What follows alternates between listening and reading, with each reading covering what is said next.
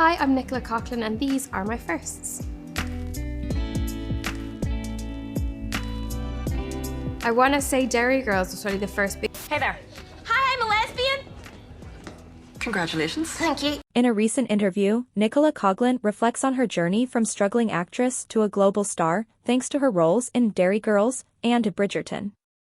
At 37, she feels fortunate to be working, especially after a challenging career start filled with setbacks. Coughlan's portrayal of Penelope Featherington in Bridgerton has garnered significant attention, making the third season one of Netflix's most watched. Despite her success, she remains critical of the industry's focus on appearance, emphasizing her desire for recognition based on talent rather than body image. Coughlan actively uses her platform to advocate for social issues, notably raising funds for Gaza, influenced by her father's background as a UN peacekeeper. Looking ahead, she is set to star in the A Doctor Who Christmas special and is involved in a film adaptation of The Magic Faraway Tree. Coughlan's story is one of resilience and the importance of staying true to oneself amidst the pressures of fame. Nicola Coughlan bet on herself and won. Nicola Coughlan, Ireland. There was a moment during the Bridgerton press tour earlier this year when Nicola Coughlan forgot where she was. Looking at the food on the plate in front of her, she thought she might be in Italy. She was, in fact, in an Italian restaurant in Brazil. The global tour, during which she visited 7 countries over 6 months, had started to take its toll. The journey marked the end of the Netflix phenomenon's 3rd season, in which the actor took center stage as Penelope Featherington. Coughlan's season would go on to become the 6th most-watched season of TV in Netflix's history, beating out The Night Agent and installments of Stranger Things. When we meet for breakfast in North London on a sunny September morning, she's in between filming the show's 4th season and flying out to Los Angeles to present at the Emmys. Low-key in damp hair, a baseball cap, and sweatshirt, she's reflecting on the upside of all this. It means she's employed. I just feel really lucky to be working, because all of my 20s, I wasn't, she says. Coughlan, now 37, can be unassuming. Yet she's confident and bold in her approach to the industry and her newfound status in the public eye. As Coughlan landed her big break somewhat later than many of her peers, she steps into this new chapter with more life experience and a firm idea of who she is. She earned praise during the Bridgerton press tour for how she balanced pleas for humanity in the Middle East alongside her promotion of the series. At a time when celebrities are urged to speak out on various issues, only to be told to stay in their lane, when they do, Coughlan has taught herself to drown out the noise and stand up for what she believes in. She has found her stride in the industry, but she's far from complacent.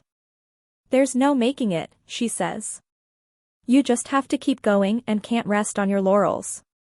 Coughlan experienced more than a few false starts on her path to breaking out on the beloved Northern Irish dramedy Dairy Girls, which premiered on the UK's Channel 4 in 2018. She graduated from university in Ireland and then, after a demoralizing application process, attended drama school in the UK. She moved from her birthplace in Galway to London 3 or 4 times, often having to trudge back home after failing to land her lucky break. It's a true love kind of thing, she says of her career choice. You have to have a level of delusion to think, I can really sustain myself pretending to be other people. The tide turned when she landed the role of Claire Devlin in Dairy Girls. She took part in a pivotal storyline when Claire came out, memorably identifying herself as the wee lesbian, no small feat at a Catholic convent school in the 1990s, amid the Troubles. The actor has since gone on to become an advocate for LGBTQ+ rights. But if Dairy Girls was Coughlan's introduction, Bridgerton truly changed the trajectory of her life. After premiering during the pandemic, the Netflix series quickly built up a loyal following, turning Coughlan into a global superstar. The 3rd season focuses on the love story between Penelope and Luke Newton's Colin Bridgerton, a couple affectionately coined Paulin by viewers.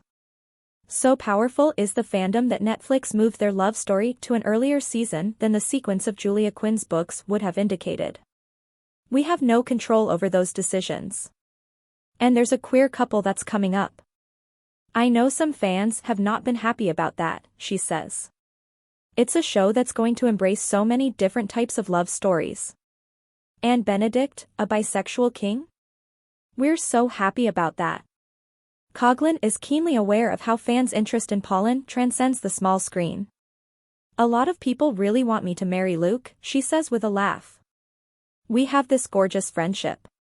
We have such a love for one another and this experience that I'll never have with someone else again. Isn't it gorgeous that a man and woman can have that sort of relationship with one another? Mutual trust between Coughlan and Newton, built on and offset during the first 2 seasons, proved key for a plot with no shortage of exposing moments. Of Penelope and Colin's first sex scene, she says, it was intimate, but it was also scary because of the level of nudity. We wanted to do justice to the story and this beautiful moment where he makes her feel really loved and they're vulnerable together. I'm so proud of that scene. The duo have more intimate moments in season 4 and will also have something else to manage. Pauline's a crazy cute on-screen baby. While Coughlan and Newton were promoting the show, there was a stark contrast in the questions they fielded. She was repeatedly asked about her body. She was called a brave for taking on the role. She insists, "Don't call me brave. I have a cracking pair of boobs. There's nothing brave about that, that's actually just me showing them off." But Coughlan is concerned about the impact of such narratives being upheld. I'm a few sizes below the average size of a woman in the UK and I'm seen as a plus-size heroine. Not to mention, I worked my arse off for that show. I barely saw my family and friends, and people were just going, "But your body," she knows it can be meant as a compliment. But I don't take it as nice. Making it about how I look is reductive and boring. What if I was suddenly going to play a ballerina and lose a ton of weight? Are you not going to like me anymore? That's insane and so insulting. When I interviewed Coughlan in 2022, around the time of Derry Girls ending its hit 3-season run, she was slowly getting used to the realities of fame. But the public's curiosity has ramped up significantly since Bridgerton. Nowadays, people have their camera phones pointed at you and they'll post where you are in real time, she says. She recalls an occasion when people filmed her having dinner in the hotel she was staying at. It was only later she realized that her night off had been documented. It's a real invasion, she says, still shaken. Coughlan, who considers herself a people pleaser, often finds herself walking a tightrope when it comes to calling out predatory behavior. I oscillate between 2 things as a woman: it costs nothing to be nice, and women don't owe you niceness. Both of those things are true, she says. As such, Coughlan has learned to distinguish between her public and private selves. You have to have a private life and know who you are. Work. Coughlan excitedly points her phone in my direction, showing me a preview of her custom-made Prabal Gurung Emmy's dress. Off-duty, Coughlan avidly discusses one of her favorite pastimes, watching all things Bravo. When I say "chic c'est la vie," referencing a song by Real Housewives of New York original Luann de Lesseps, she doesn't miss a beat before completing the lyrics, "C'est bon, c'est bon." She also fesses up to having DM'd Luann, or the young gay man who runs her social media. Privacy is only one aspect of her ambivalent relationship to technology. She's experienced firsthand the uncanny valley of AI. As part of my brainrot lifestyle, I do watch a lot of TikTok, she says, laughing. A Bridgerton thing came up, and it was my voice, but I was thinking, I don't remember saying this. Then I realized it was lines from the Bridgerton book which we'd not done. It was just an AI version of my voice, and it spooked me so badly. I was like, I hate this. When she uses her own, genuine voice on social media, it's with a certain level of thoughtful care. Opting to speak out about the Israel-Hamas war, she shared various fundraising efforts for the people of Gaza on her Instagram page. She says she was told, "This could really limit you," but the matter hit too close to home to stay silent. My dad passed away a couple of years ago, and I don't really speak about him very much, because it's very personal, she says. Her father worked as a peacekeeper for the UN, and her family lived in Jerusalem before she was born. That was literally what he was doing, trying to broker peace in that area, she adds. She was strategic, opting to utilize her Instagram platform at a time she knew the most eyes would be on it, leading to a fundraiser being shared by people like Ariana Grande and Sabrina Carpenter and raising $2 million. The bottom line is, I just can't see innocent people suffer, she says. Coughlan admits she can't help but sometimes feel a judgy when others with large platforms choose not to speak out in fear of what they might lose. I live such a privileged lifestyle. I was able to buy a house, I get to travel, I get to meet my heroes, she says. So I'm like, you just don't want to sacrifice a little bit of that? But I don't know, everyone's different. If there's one thing Coughlan's not keen to do anytime soon, it's repeat herself. People often ask about Derry Girls and if I'm going to do more. I would never. To me it was 3 seasons, and it was perfect. And Bridgerton, long may it continue, but when that ends, I don't want to do another Bridgerton.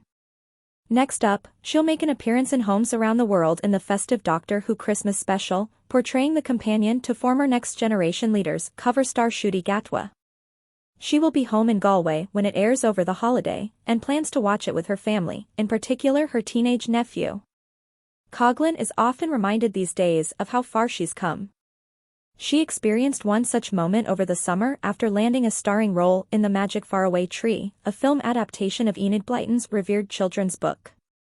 She was drawn to the project largely because of the film's writer, Simon Farnaby, known for his work on Paddington 2. One of the best movies ever made, genuinely, she says. Though her high-profile co-stars include Andrew Garfield and Rebecca Ferguson, it was Monty Python actor Michael Palin who truly made the experience meaningful. For the shoot, Coughlan traveled to Malta, a place that holds special significance for her as she spent a year studying there at 19. It was a pivotal time in her life, when she was deciding whether to pursue a career in acting. I was very obsessed with Monty Python, and I had a Monty Python book. I remember reading it in this garden cafe in Malta, Coughlan says. When reading that book, I made the decision to become an actor. When I went back to Malta to film Faraway Tree, my hotel was right across the street from where that cafe once was. It was a clear sign that her career plan, however far-fetched it once felt, has panned out rather well. She starts to tell me about bringing the book for Palin to sign when she pauses, her attention diverted by something happening outside the window. Sorry. I'm always obsessed with this. It's my favorite thing in the world. I turn around to see a group of school children, no more than 6 years old, being led down the road, flanked by teachers. They hold a safety walking rope, ensuring nobody wanders off. Coughlan watches them until they are out of sight. She mentions later that although she only ever wanted to be an actor, she could also see herself as a Montessori teacher. The scene is a glimpse of what might have been, had she not made that decision to bet on herself all those years ago. A 19-year-old gambling her future on a wild-eyed dream? Now, that's brave.